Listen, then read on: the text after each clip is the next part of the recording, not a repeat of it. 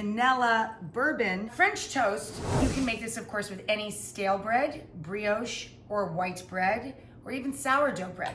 So this is a very soft and thin piece of bread. It's gonna need a very short soak. A thicker, stale piece of bread is gonna need a longer soak and a longer cook time, okay? Whenever we cook pancakes or French toast on our griddle pans, we need to keep it at medium low. You don't want the heat to be too high. You want the custard to cook through or the pancake to cook through and get all those little bubbles and holes on the top before you flip it. So not too high, or you're gonna burn the outside before the inside is cooked through. And the thicker the bread, the longer that's gonna take. So to make the custard, in the bottom of the bowl, I have 4 eggs for up to 8 slices of bread. I added a sprinkle of superfine sugar. I'd say a good round teaspoon per egg. So 1.5 tablespoons of sugar. I'm now gonna add about 1 cup of cream. There's your building blocks of custard, okay?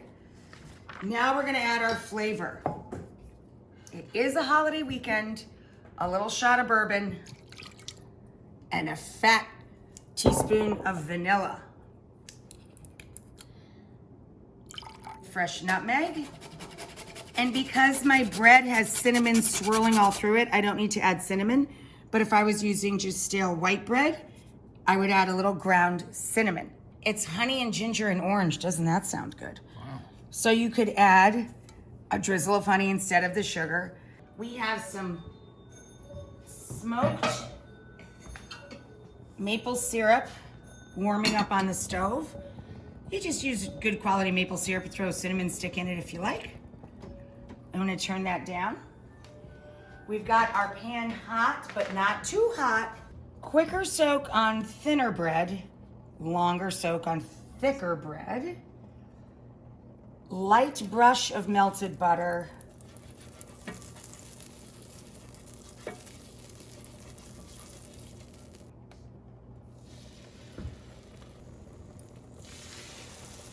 There we go. We baked the bacon.